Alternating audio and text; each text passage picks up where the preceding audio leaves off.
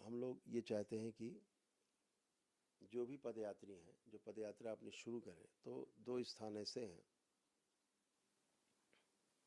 जहाँ से आप पदयात्रा शुरू करेंगे तो आपको उसके पुण्य जरूर प्राप्त होंगे। सबसे पहले तो एक स्थान है भोलेनाथ की नगरी बाबा विश्वनाथ, बाबा विश्वेश्वरनाथ, हमारे देश के एक प्रमुख ज्योतिर्लिंग में से एक है। काशी जिसे सृष्टि का केंद्र कहा जाता है।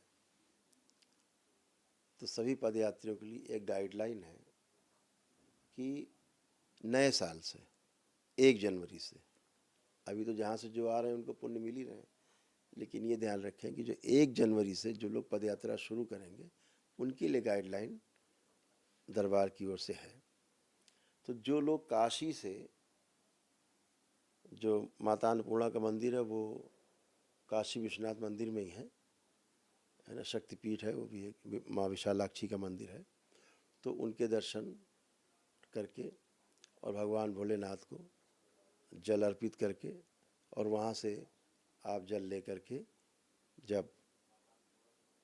करौली शंकर महादेव धाम कानपुर पहुँचेंगे, भगवान भोलेनाथ को जल अर्पित करेंगे, तो आपको वहाँ पहुंचकर एक दिवसीय अनुष्ठान का पुण्य मिलता है, जिसमें आप अपने को, स्वयं को, अपने परिवार को रख सकते हैं और सभी लोग अच्छे होते हैं, आपको आनंद मिलता है, सभी कष्ट तमाम जाते हैं, तमाम नकारात्मकता जाती है, नकारात्मक स्मृतियाँ जाती हैं, सब नष्ट होती है। जो दुनिया भर की गंदगी, पेशी पेशा, उल्टा सीधा, भूत प्रेत, नकली भूत प्रेत की बीमारी जो आप लेके घूमते हैं, सब नाटक, आपके मन के नाटक, ये सब खत्म होते हैं, गंदगी जाती है, परिवार के लोग भी आपके स्वस्थ होते, तमाम रोग कष्ट जाते हैं। वो सब आपकी आस्था, विश्वास, श्रद्धा से, आपके संकल्प, प्रार्थना से जाते हैं, तो आप दरबार से जुड़ पाते हैं। तो आप वहाँ से जब यात्रा शुरू करेंगे काशी विश्वनाथ से, परिसर से, भगवान काशी विश्वनाथ के स्थान से, केंद्र से, तो आपको निश्चित रूप से दरबार पहुंचकर, ये पद यात्रा के कारण बहुत लोग चले आ रहे हैं, पूरे देश से पद यात्राओं का दौर शुरू हुआ है जो, तो हम चाहते हैं वो केंद्रित हो और बराबर दूरी तय करके आप लोगों को पुण्य प्राप्त हो। तो आप वहाँ से जब संकल्प करके चलेंगे अपने कष्टों के लिए, परिवार के लिए, अपने लिए, तो आपको ये पुण्य जरूर प्राप्त होंगे। हम आपसे मुलाकात करते ही हैं, बात करते ही हैं, कोई शुल्क नहीं है किसी प्रकार का, ना तो दरबार में आपसे मिलने का कोई शुल्क है, बिना टोकन आपको मिलना होता है, हमें बिना टोकन आपसे मिलते हैं।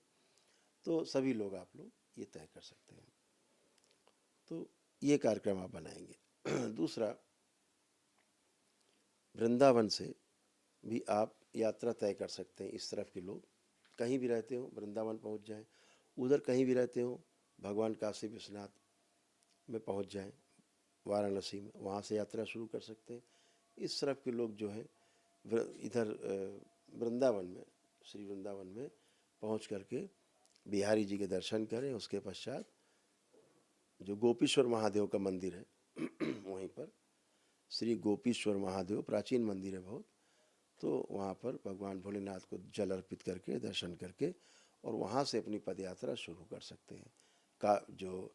करौली शंकर महादेव तक की पदयात्रा है, इस बीच में कोई जंगल नहीं है, भगवान काशी विश्वनाथ से कानपुर तक और वृंदावन से, श्री वृंदावन से भी गोपेश्वर महादेव से कानपुर तक भी जो कोई जंगल आदि इस प्रकार के खतरनाक क्षेत्र नहीं जहाँ आपको किसी प्रकार की असुविधा का सामना करना पड़े। ये दो स्थान तय कर दिए गए ताकि आपको एक दिवसीय अनुष्ठान का पुण्य मिल सके। आप सक्षम नहीं है किसी प्रकार से, तो अपनी आस्था, विश्वास, श्रद्धा से भी कर सकते हैं। बहुत लोग दरबार की तमाम प्रक्रिया कर लेते हैं, उसके बाद उनके मन में होता है कि हम पद यात्रा करें, तो इन दो स्थानों से आप कर सकते हैं। बहुत लोग, कोई हरिद्वार से करके यात्रा आ रहा है तो 550-600 किलोमीटर चल के आ रहा है, कोई कोई भगवान महाकाल से आ रहा है तो यात्रा शुरू कर रहा है। तो आपके मन में श्रद्धा है तो भगवान महाकाल के दर्शन आप करिए, जाके आपकी श्रद्धा है आप हरिद्वार जाइए, गंगा स्नान करिए, उसके बाद आप पहुँचिए वृंदावन या काशी विश्वनाथ, जहाँ से भी आपकी यात्रा करने का मन हो, आप दोनों स्थान से दरबार के लिए यात्रा कर सकते हैं, क्योंकि आपको हवन के पुण्य मिलते ही हैं और आप स्वस्थ होते ही, पता ही आपको, आपकी आस्था, विश्वास, श्रद्धा के अनुसार ऐसा होता है। तो इन दोनों स्थानों से आप यात्रा करेंगे। 1 जनवरी 2024 से पद यात्रा का जो नया जो पद यात्रा का जो रास्ता है वो यही है पहुंचने का। और यदि आप अयोध्या जी से चलते हैं रामलला के दर्शन करके, और आपको केवल अकेले ही आपके अपने कष्ट हैं स्वयं के, केवल अपने को अकेले ही रखना है टीने गुर्जा पथ में, परिवार को शामिल नहीं करना है, तो आप वहाँ पहुँच करके भगवान रामलला के दर्शन करके और वहाँ से आप पद यात्रा शुरू करते हैं दरबार तक के लिए, तो आपको 9 हवन के पुण्य और एक आरोग्य हवन का पुण्य आपको मिलता है, जिससे कि आप स्वस्थ होते हैं, आपकी पितृमुक्त होती है और स्वस्थ होते हैं। भगवान काशी विश्वनाथ से कानपुर तक की करौली शंकर महादेव धाम तक की यात्रा, या गोपेश्वर महादेव श्री वृंदावन से कानपुर तक की पद यात्रा, ये आपको 9 हवन के पुण्य प्रदान करती है और आप लोगों को आनंद मिलता ही है। तो इस रास्ते में दरबार कोशिश करेगा कि जगह जगह आपको असुविधा का सामना न करना पड़ेगा, इसलिए कई जगह सेंटर बनाएंगे जहाँ रास्ते में आपको रुक रुक करके आना और आपकी सुविधा का ध्यान रखा जा सके। अभी आप और बच्चे तमाम चल के फिर के आते हैं रास्ते में, तमाम लोग आपका स्वागत करते हैं, जगह जगह लोग वीडियो भेजते हैं कि लोग स्वागत कर रहे हैं। अभी तमाम जगह से वीडियो आ रहे हैं कि रास्ते में लोग रोक रुक करके आपका स्वागत करते हैं, आपके भोजन का रहने का प्रबंध करते हैं। रास्ते में कई दिन लग जाते हैं आपको यात्रा में। तो ये 3 स्थान अभी तक जो है चिन्हित किए गए हैं, इन 3 स्थानों से आप पद यात्रा कर सकेंगे केंद्रित होकर के। इसके पहले आप जहाँ से चाहें वहाँ से दर्शन करते हुए अपना साधनों के द्वारा इन 3 केंद्र पर अपने अनुसार पहुँच सकते हैं। इस बात को मैंने कहा कि आपको केंद्रित कर दिया जाए ताकि आपको कोई कष्ट और संकट ज़्यादा ना उठाना पड़े, क्योंकि लंबी दूरी करके आप यात्रा करके आते हैं पद यात्रा बच्चों के साथ। तो 3 केंद्र भी आपके लिए ये 1 जनवरी से खोले। जो यात्रा कर रहे हैं जहाँ से भी आ रहे हैं उनका स्वागत है, लेकिन 1 जनवरी से जो लोग यात्रा शुरू करेंगे तो वो लोग इसी प्रकार से करेंगे जैसा कि मैंने बताया है। दूसरा, बहुत जल्दी ही जो काशी विश्वनाथ में जो सम्मेलन है जनवरी में 25, 26, 27 जनवरी का सम्मेलन है, महासम्मेलन है दरबार में कि बाबा के भक्तों का, शिष्यों का, दीक्षित लोगों का। वो पूर्णिमा जो 25, 26, 27 में 26 जनवरी को जो वहाँ पे 25, 26, 27 3 दिन का कार्यक्रम होगा, उस पूर्णिमा पड़ रही है उसमें, तो वहाँ दीक्षा का कार्यक्रम भी होगा और जो लोग सम्मेलन होगा ध्यान साधना में जो हम लोग भाग लेंगे, एक साथ मिलेंगे, मिलन होगा भक्तों का, शिष्यों का, वो कार्यक्रम 25, 26, 27 जनवरी को भगवान काशी विश्वनाथ के दरबार में हम लोग हाजिरी लगाएंगे और वहीं पर अपना कार्यक्रम संपन्न करेंगे। और वहीं पर जो आपके कई चीज़ें हैं जो